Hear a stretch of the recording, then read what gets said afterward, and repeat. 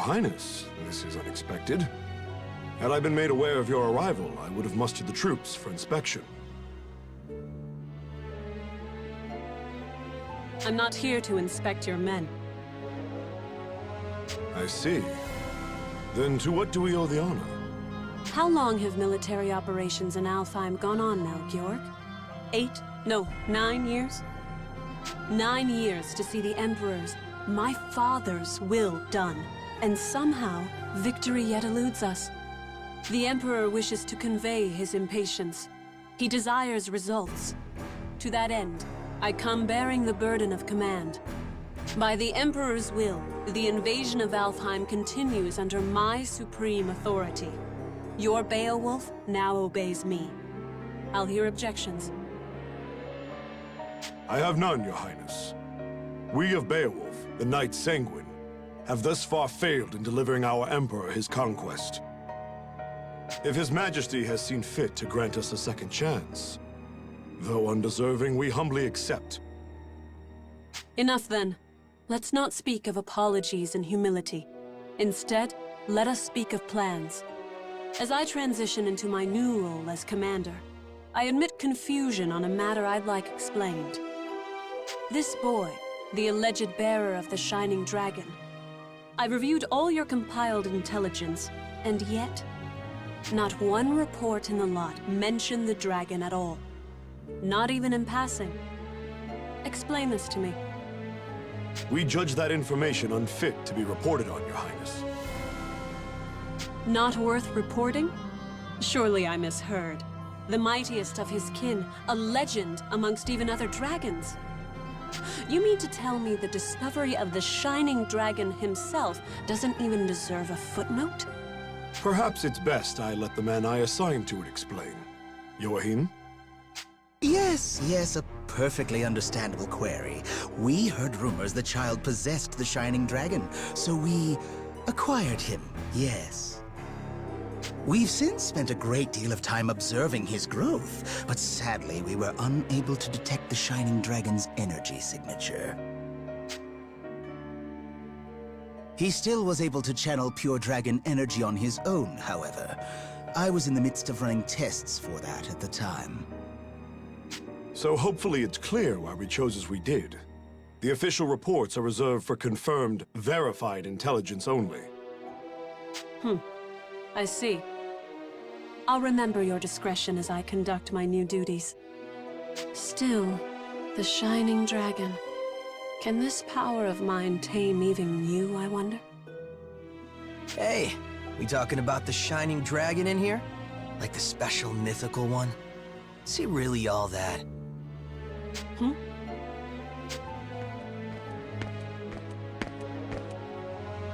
Zest, you're late. Care to explain yourself? And show some respect. I'll not tolerate your lip in the presence of Her Highness. Already crawling up my back, Georg? I'm not gonna be rude. Promise. Hey, Princess.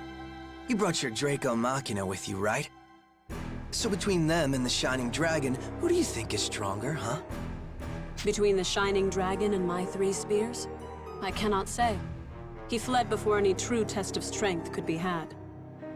But the spears have already communed with me on this matter. They prescribe caution in dealing with him. Nothing more. I see. So he might actually be fun to play around with, is what you're saying. Like if your big fancy Machina aren't up to snuff. Zest, I told you to mind your tongue. What? Just calling it like I see it. Zest! Fine, I'll just go. Later. Georg, who was that man? Oh, Zest. Yes, my strongest lieutenant. Strongest of all the Knights Sanguine, in fact. I see. Less fortunately, he has a certain temperament. As his captain, I regret to report his mood swings are difficult to work around. I thought I felt a measure of power in him. If he's as unruly as you say, that is misfortunate. Well, no matter. I have concluded my business here for the day. We'll continue planning on the morrow. Thy will be done, Highness. Before you go, though, Beatrice? Standing by, sir. I couldn't help but notice you didn't bring your retainers, Highness. Please, I would have you employ Beatrice instead. You'll find her capable. My name is Beatrice. It will, of course, be my pleasure to serve your highness.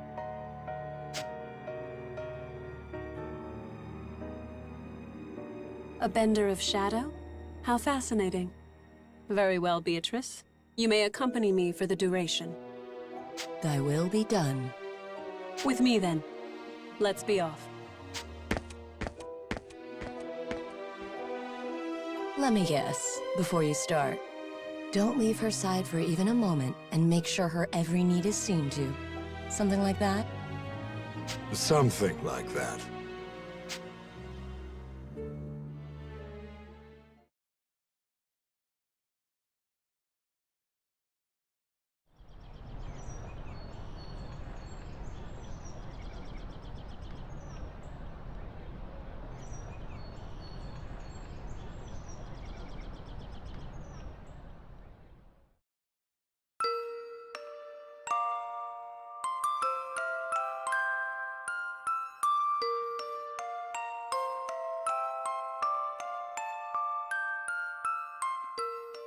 Does it still hurt?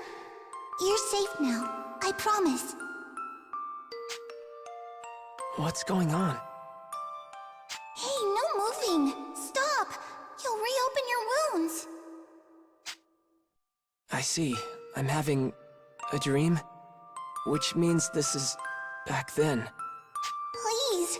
I know it hurts, but you can't move! Oh, no, no, no! If you're in that much pain... Oh, I know! I'll cast a spell to numb the pain, alright? Just hold still a moment longer. Here goes. Ready? That's right. I remember now. That girl, that girl. Her name, why can't I remember?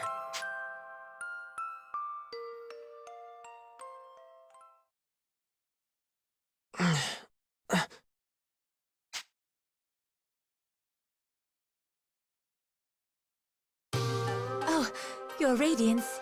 You're awake. Where?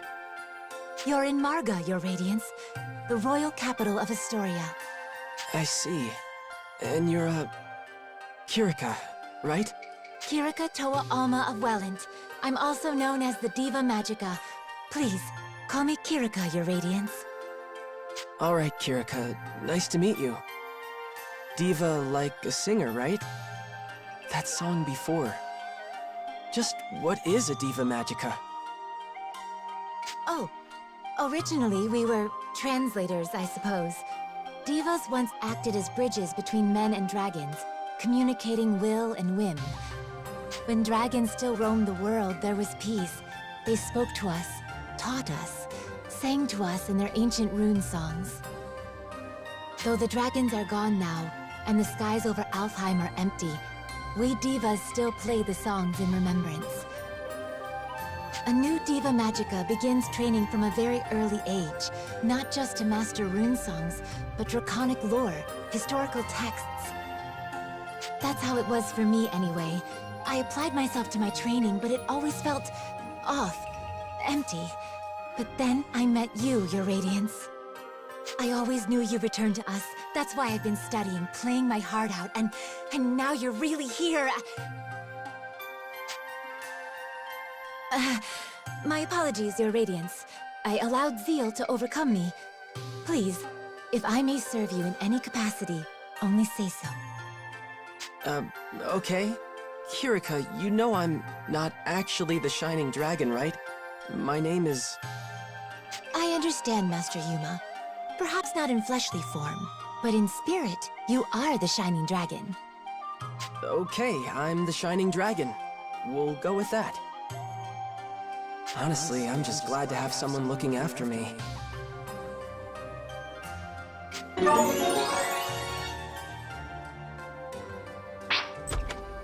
Good morning, Kirika. How's he doing? Oh, he's awake? Mom! Mom! And that was Primula. Her mother Emma runs this place. The Seagull Inn, I should say. Mom, look!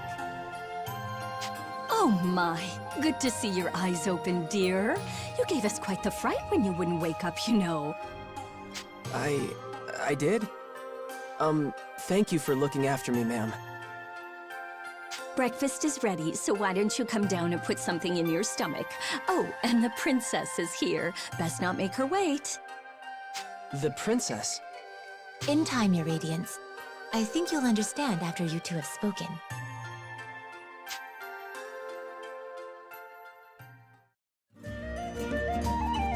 Hey, good morning. You had a rough night. Were you able to rest up? What's wrong? You seem confused. She said I was supposed to be meeting a princess down here, so does that mean... Oh, for the love of... Hey, Emma, I told you not to call me princess in town. Oh, right. I forgot. Sorry, dear. Hold on. You're... No way. You're a princess? What, like it's that hard to believe? Here, why don't you let me introduce myself? Sonia Blanche, Crown Princess of Astoria and firstborn to the royal family. Pleased to meet you. My name is Yuma Ilvern, Your Highness. It's a profound honor to meet you. Hey, nuh-uh, none of that. No highnesses. Just call me Sonia, okay? You got it, but what's the Crown Princess kicking around a regular old inn for? Well, excuse us for being regular and old. We're the top inn in the city, thank you. And we've even got Dragoneers staying here. Easy now, Primula. But she's right. I live here as the Dragoneers' caretaker. Dragoneers? That's what Excella and Kirika are, right? Are you a Dragoneer too? No, not personally. It's more like I'm in training to become one. Something like that, anyway. So, Yuma, weird question, but can we talk about your plans from here on? Your future? Sonia, I think it would be better if the king explained. We should escort his radiance to the castle before anything else. You're right. Can you come with us for a bit, Yuma? I'm a little uneasy about all this royalty stuff, but it's not like I can refuse the people seeing to my every need. Okay, wherever you want to go, point the way.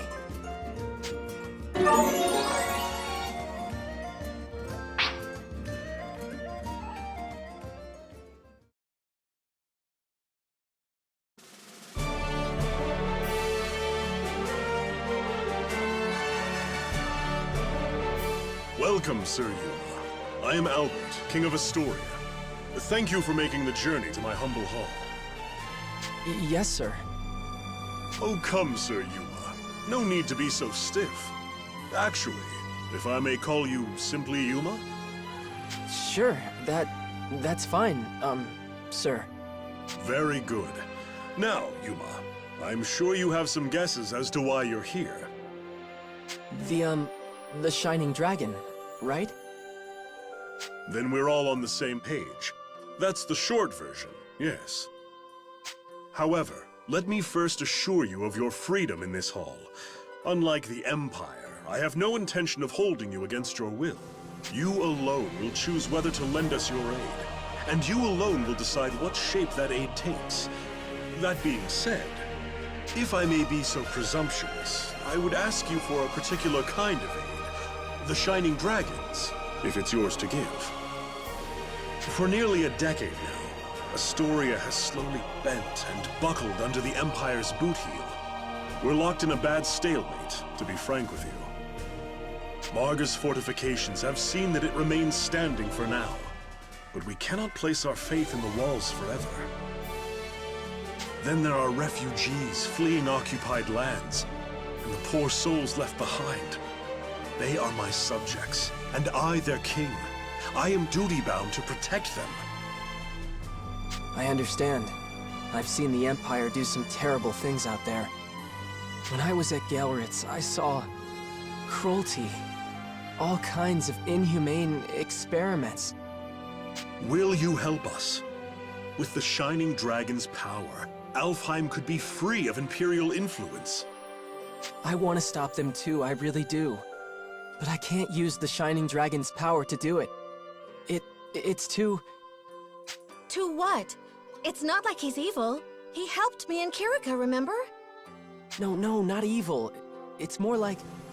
Ugh, then make a decision, why don't you? What does his power even mean to you, huh? Well... Answer me! This is all about you, so why don't you say something? If you've come this far just to clam up, ugh, I don't understand you. Sonia, enough. Yuma can hardly make his own decisions when you lay the pressure on so thick. What? No, I didn't mean... No, I'm sorry, Yuma. None of that was right of me to say. Please excuse my display. You know I don't mean to embarrass you in your own hall, Father. And Yuma, can you forgive me? I know you have your reasons, so if you don't want to use your power...